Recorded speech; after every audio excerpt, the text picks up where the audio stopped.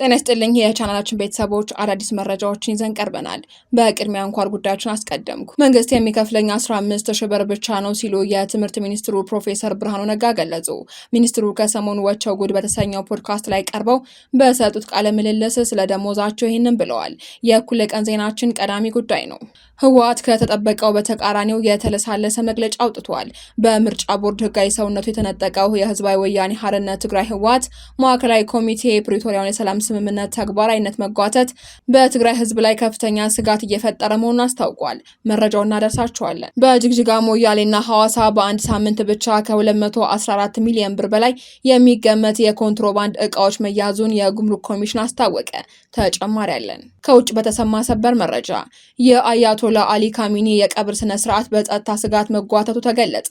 በቅርቡ ህይወታቸው ያለፈው የኢራኑ ከፍተኛ መሪ አያቶላ አሊ ካሚኒ የቀብር ስነ ስርዓታቸው ዝግጅት እስካሁን እንዳልተጠናቀቀ የኒውዮርክ ታይምስ ዘገባ አመላክቷል። መረጃውን እናደርሳችኋለን። አሜሪካ የኢራንን መርከብ መያዟን ዶናልድ ትራምፕ ይፋ አደረጉ።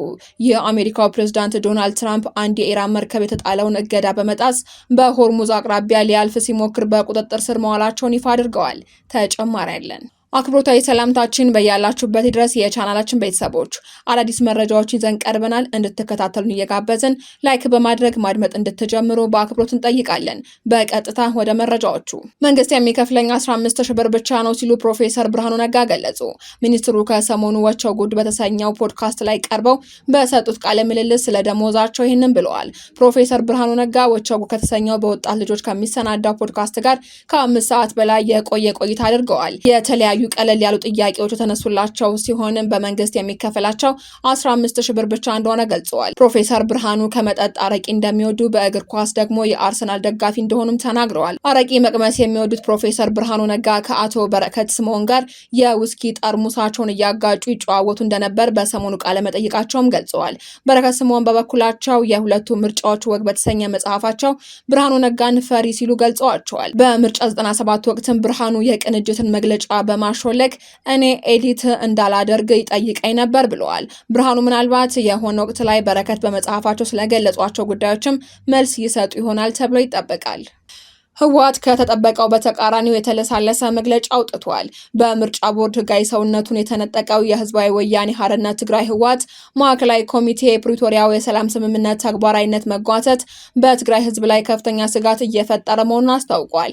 ኮሚቴው ከሚያዝያ 7 እስከ ሚያዝያ 11 ቀን 2018 ዓ.ም ባካሄደው ስብሰባ በወቅታዊና ክልላዊ እንዲሁም ብሔራዊ ጉዳዮች ላይ መግለጫን ሰጥቷል። በዚህ መግለጫውም የፌዴራል መንግስት በስምምነቱ መሰረት የተፈናቀሉ ዜጎችን ወደ ቀያቸው መመለስና የጸጥታ ኃይሎችን የማስወጣት ግዴታውን ሙሉ በሙሉ ባለመወጣቱ በትግራይ ህዝብ ላይ የሚፈጸመው ግፍና መፈናቀል መቀጠሉን ህወሓት ገልጿል። ድርጅቱ በውስጡ የነበሩ ልዩነቶችን በውይይት በመፍታት የትግራይን ህዝብ ህልውና ለማረጋገጥና የሰላም ስምምነቱን ለማስፈጸም በቁርጠኝነት እንደሚሰራ አስታውቋል። የፌዴራሉ መንግስትም ሆነ የሚመለከታቸው አካላት ስምምነቱን ያለምንም ቅድመ ሁኔታ እንዲያስፈጽሙና ለትግራይ ዘላቂ ሰላም ትኩረት እንዲሰጡ ማዕከላዊ ኮሚቴው ጥሪ አቅርቧል። በጅግጅጋ ሞያሌና በሐዋሳ በአንድ ሳምንት ብቻ ከ214 ሚሊዮን ብር በላይ የሚገመት የኮንትሮባንድ እቃዎች መያዙን የጉምሩክ ኮሚሽን አስታወቀ።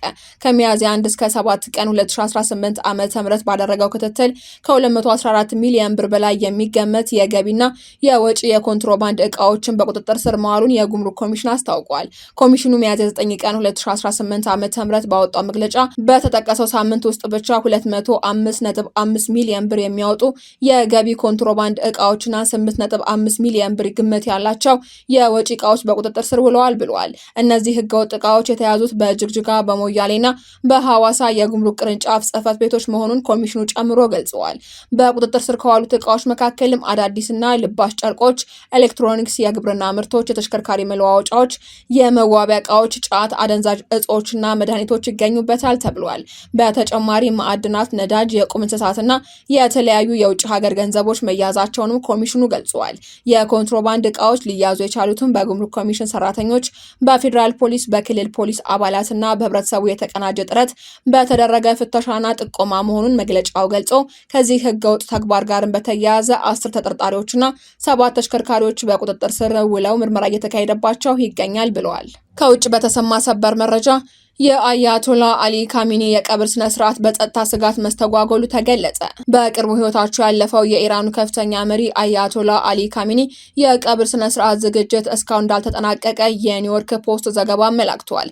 እንደ ዘገባው ከሆነ የኢራን ባለስልጣናት የቀብር ስነ ስርዓቱን ለማከናወን እቅዶችን እያረቀቁ ቢሆንም በሂደቱ ላይ ከፍተኛ መጓተት እየታየ ይገኛል። የቀብር ስነ ስርዓቱ የዘገየው በዋነኝነት በሁለት አንገብጋቢ ምክንያቶች እንደሆነም ተነግሯል።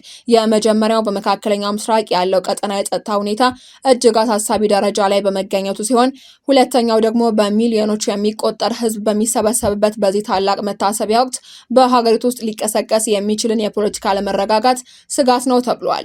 ባለስልጣናቱ የቀብር ስነ ስርዓቱን እንደ ትልቅ የህዝብ ማሳያ ለመጠቀም ቢመኙም የደህንነት ስጋቱን ግን ትልቅ እንቅፋት ሆኖባቸዋል። እድሜያቸው 86 የነበሩት አያቶላ አሊ ካሚኒ የካቲት 28 ቀን 2026 በአሜሪካና በእስራኤል ጥምር ኃይሎች በተፈጸመ ወታደራዊ ጥቃት መገደላቸው ይታወሳል። ይህ ክስተት በአሁኑ ወቅት በመላው ቀጠናው ለተቀሰቀሰ መጠነ ሰፊ ጦርነትና ውጥረት እንደ ዋነኛ መነሻ ሆኖ ያገለገለ ሲሆን የኢራን መንግስትም እስካሁን የቀብሩን ትክክለኛ ቀንና ቦታ ይፋ ከማድረግ ተቆጥቧል። በአሁኑ ሰዓት መላ ሀገሪቱ በከፍተኛ የጸጥታ ጥበቃ ስር ትገኛለች ተብሏል። አሜሪካ የኢራንን መርከብ መያዟን ዶናልድ ትራምፕ ይፋ አደረጉ።